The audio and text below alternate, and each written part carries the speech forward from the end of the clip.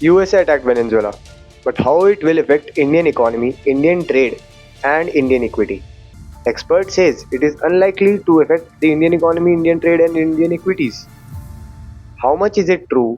और कितना ये अफेक्ट कर रही होंगी इंडियन इकोनॉमी को, वो भी ध्यान देंगे। और ये चीज भी ध्यान देंगे कि इक्विटीज में ज्यादा दिक्कत ना आ रही हो, क्योंकि वो एक रिटेल इन्वेस्टर की सबसे इंपॉर्टेंट चीज है। साथ ही साथ ये भी ध्यान देने की जरूरत है कि आगे इस चीज से कितना इफेक्ट पड़ेगा, कितने लॉन्ग टर्म तक। Hello, my name is Dakshan and let's talk about this major issue which have been created currently, the Venezuela and US tension. Additionally, we will also talk about the heavy duty vehicles जिन पे एक नया update आया है। तो सबसे पहली news है कि वेनेजुएला पे अटैक हुआ यूएस के थ्रू, और अब उनका प्रेसिडेंट यूएसए के गिरफ्त में है। अब हमारे इंडिया में एक टेंशन बने जा रही है कि हमारी इकोनॉमी, हमारे ट्रेड और हमारी इक्विटी मार्केट पे इसका कितना इफेक्ट पड़ रहा होगा। तो एक एक करके चलते हैं। सबसे पहले तो ट्रेड की बात करें तो एक्सपोर्ट इंपोर्ट दो चीजें आती हैं। अगर आता है तो उनके थ्रू क्रूड ऑयल आता है। बहुत बड़े बड़े एक्सपर्ट्स जैसे अजय सहाय, जो कि सीईओ है FIEO के, उन्होंने भी एड्रेस की है कि इंडिया के ट्रेड पे इतना ज्यादा इफेक्ट नहीं पड़ रहा होगा, क्योंकि इंडिया बस क्रूड ऑयल इंपोर्ट करता है उनसे, और जो इंपोर्ट है क्रूड ऑयल का वो अब रशिया के सैंक्शन के बाद हमें उतनी दिक्कत नहीं दे रहा, क्योंकि Russia have given us discount enough in crude oil. इसकी वजह से अब रशिया के साथ हम मेजर डील्स कर रहे हैं रादर देन वेनेजुएला, तो वो चीज भी आसान हो गई हमारे लिए। अब अगर एक्सपोर्ट की बात करें तो एक्सपोर्ट में हम फार्मा, सिरामिक और ऐसी बहुत सारी फील्ड्स है, कॉटन और ये सब, हम ये सब चीजें एक्सपोर्ट कर रहे हैं वेनेजुएला को। थोड़ा बहुत ड्रास्टिक चेंज आने वाला है इन फील्ड्स में, पर इतने ज्यादा दिक्कत नहीं आएंगे क्योंकि हम ऑल्टरनेटिव्स ढूंढ लेंगे इसके। Further alternatives will be there for these fields to be exporting their item, तो उतनी ज्यादा दिक्कत नहीं आने वाली। बट अब एक मेजर टेंशन क्रिएट हो रही है इंडियन इन्वेस्टर्स और फॉरेन पोर्टफोलियो इन्वेस्टमेंट्स जो करते हैं उन लोगों के मन में, कि इंडिया अब यूएसए के साथ कैसे डील करेगा, क्योंकि ट्रेड साइन तो कोई है नहीं। अब अगर यूएसए ट्रेड साइन नहीं करता है तो फर्दर हमारे लिए एक प्रॉब्लम क्रिएट कर देगा फ्यूचर में, कभी आज से यूं लगा लो 6-7 महीने बाद। Now the trade was not very much affected by this tension, but yes equities are getting affected due to the foreign portfolio investments.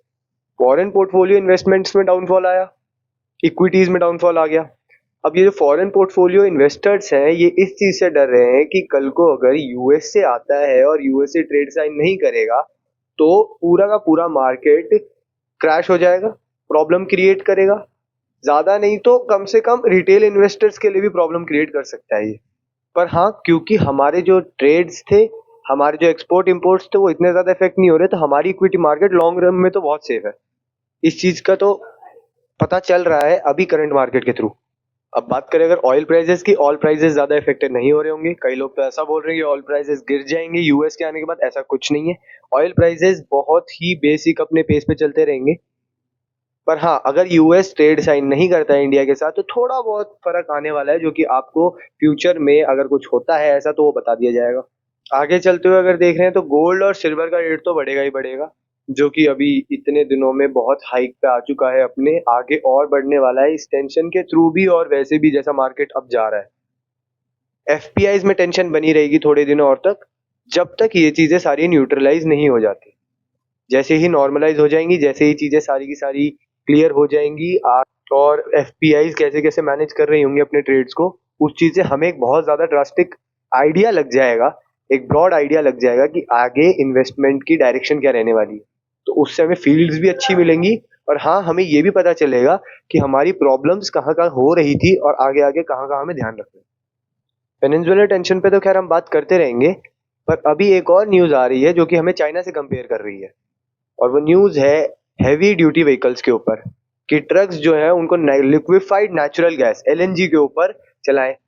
उसके लिए LNG स्टेशन भी स्टैब्लिश हुए, बट वो यूज ही नहीं हुए, क्योंकि बहुत कम अमाउंट में LNG based heavy duty vehicles sell हुए पिछले साल इस मार्केट में, in the year of 2025।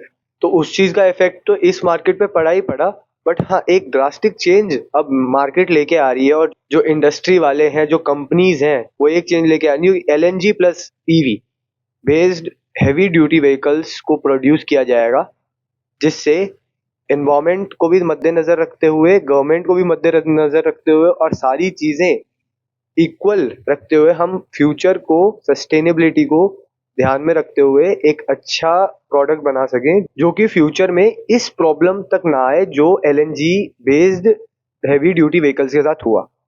China के साथ इफ आई कंपेयर अस, तो हमें ये दिक्कत नजर आ रही थी कि चाइना में LNG based heavy duty vehicles बहुत ज्यादा सेल हो रहे हैं, तो इसीलिए वो कंपैरिजन इतना क्रिएट हो रहा है। बट अभी आने वाले ईयर में हम इस चीज को ध्यान में रख रहे हैं, हमारी कंपनी इस चीज को ध्यान में रखनी है, गवर्नमेंट इस चीज को ध्यान में रख रही है कि एलएनजी प्लस ईवी को यूज करके, दोनों चीजों को यूज करके हम एक बेस्ट प्रोडक्ट निकाले जो आगे हमें सस्टेनेबिलिटी भी दे और मार्केट में हमारा नाम भी हो।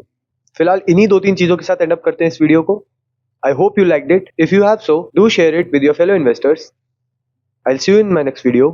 Till then, do comment any suggestion if you have for my video or my channel. Thank you so much for watching this video. Bye bye.